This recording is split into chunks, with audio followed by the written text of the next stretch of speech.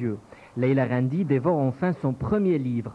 Il s'agissait au départ de simples emails qu'elle envoyait à ses proches pour les tenir au courant du déroulement de son voyage de 8 mois en Chine. Un jour, cette mailing list a atterri chez un éditeur, le virtuel est devenu réel. Dans son carnet de voyage, cette infatigable globe-trotteuse nous parle de ses rencontres. Je voyage depuis très longtemps et chacun de mes voyages m'emplit de quelque chose de différent. Et c'est vrai que ce n'est pas forcément avec le regard de touriste que je voyage, puisque je pars pendant plusieurs mois. Je pars dans des conditions de confort minimales, avec un budget minimal aussi. J'essaye de vraiment vivre comme les gens qui m'accueillent, hors des sentiers battus. À 27 ans, Leila a déjà visité plus d'une trentaine de pays, parcouru des centaines de milliers de kilomètres, pris des dizaines d'avions, rencontré des centaines d'étrangers. Elle a goûté à tous les plaisirs culinaires. Elle a mangé des sauterelles au Mexique, du kangourou en Australie et même du chien en Chine. Des histoires insolites, elle en a plein à raconter. J'étais dans la montagne avec des Sherpas, j'ai vécu avec eux pendant une semaine. J'ai voulu faire ma lessive et l'eau était tellement froide que je suis tombée dans les pommes parce que je ne suis pas habituée à faire ma lessive avec de l'eau glacée. Et c'est finalement une vieille dame qui m'a lavé tous mes vêtements. Elle m'a donné un verre de thé pour me réchauffer pendant qu'elle lavait mes vêtements avec son enfant sur le dos. C'était dans quel pays? Ça, c'était au Népal. Prochaine destination de Leila, la Guadeloupe, pour les besoins d'un reportage photo. Par la suite, elle mettra le cap sur l'Asie du Sud-Est, une région qu'elle affectionne particulièrement.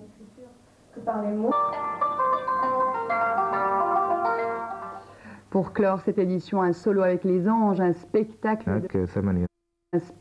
هناك 8 أشهر دونت تفاصيلها في أول كتاب لها قدمته أمس، والمزيد ضمن ريبورتاج منصف ساخي ومحمد مكري.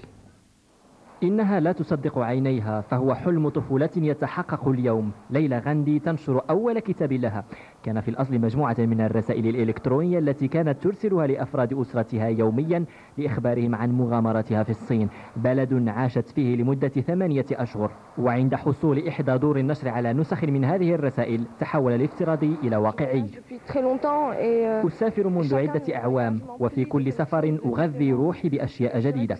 لا أسافر من وجهة نظر سياحية، بل أسافر لمدة طويلة في ظروف غير مريحة. أحمل فقط ما يلزمني من حاجيات وأعتمد على ميزانية ضعيفة.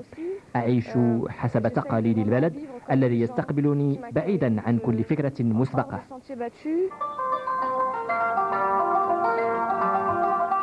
لا زالت ليلى في ربيعها 27، ورغم ذلك يمكنها أن تتباهى برصيد باهر من الأسفار والاستكشافات، فقد زارت لحد الآن أكثر من 30 بلدا، وفي كل رحلة تكتشف تقاليد وأعراف وأكلات مختلفة. سبق لها مثلا أن تذوقت الجراد بالمكسيك أو حتى لحم الكنغر بأستراليا. لليلى قصص وذكريات لا تنسى.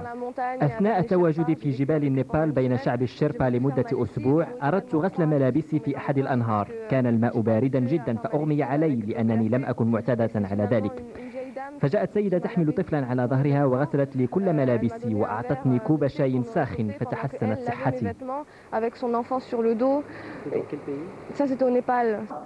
تستعد ليلى للسفر إلى غوادالوب قصد إنجاز استطلاع فوتوغرافي. بعد ذلك تود حمل حقيبتها في اتجاه جنوب شرق آسيا، منطقة لها مكانة كبيرة في قلب ليلى غاندي، فهي حقا ابن بطوطة في صيغة المؤنث.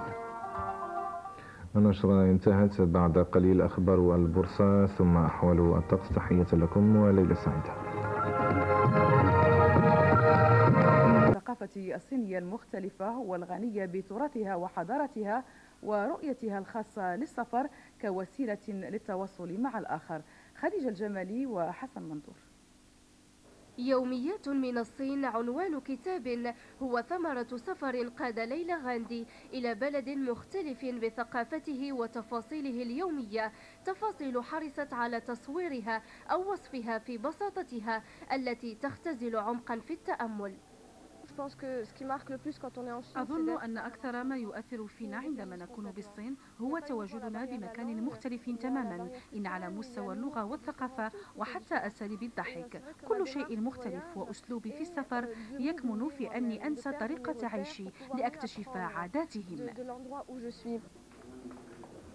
السفر عند ليلى غاندي مرتبط بالتواصل مع الآخر.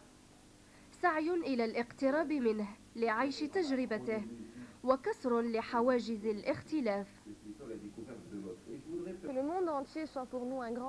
العالم بأكمله هو بالنسبة لي أخ أكبر أحبه وأخ أصغر أحميه، فإذا كنا جميعا حريصين على هذا العالم لكان أكثر هدوءا وأمانا، وهذا ما أقوم به في أسفاري، أنفتح على الآخر.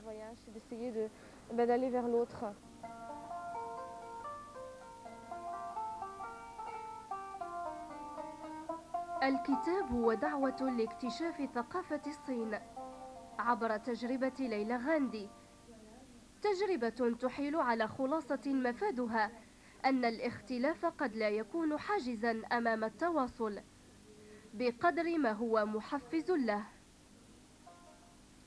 بمسرح محمد الخامس